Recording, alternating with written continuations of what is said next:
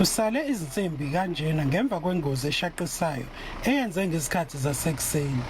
Le ngozi yehle ngemva kwehora lesikhombisa ekuseni. Abazibonele bathi iloli lizame ukubalekela imoto encane nebizama ukujika phakathi komgaqo. Iloli libe selitholana phezulu neTaxi ebelihamba emzileni ophambana nalo.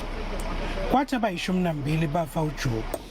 Oyedwa washona ngokuhamba kwesikhathi. Kuthiwa iTaxi belithwele abantu abakade beya emsebenzini.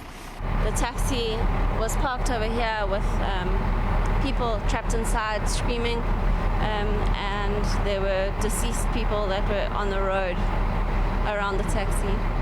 Kuphinde kwashayisana ezinye zimbili kuye le ngozi.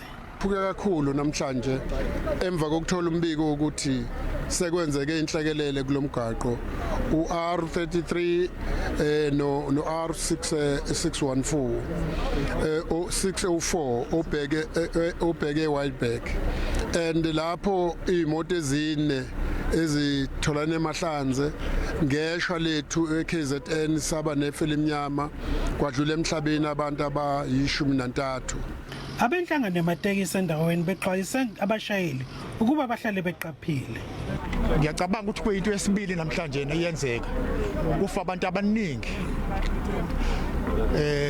Ekseni abantu bemsebenzini beyosebenza. Kusiphethe kabi kakhulu.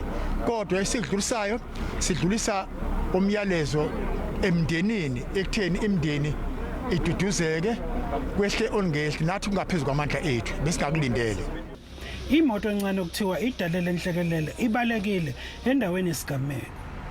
Imigwaqo R33 kanye no R641 iphinde yavulelwa ukuhamba kwezimoto ngezikhathi zantambama. Thulani Msimanga, SABC News, eWartburg.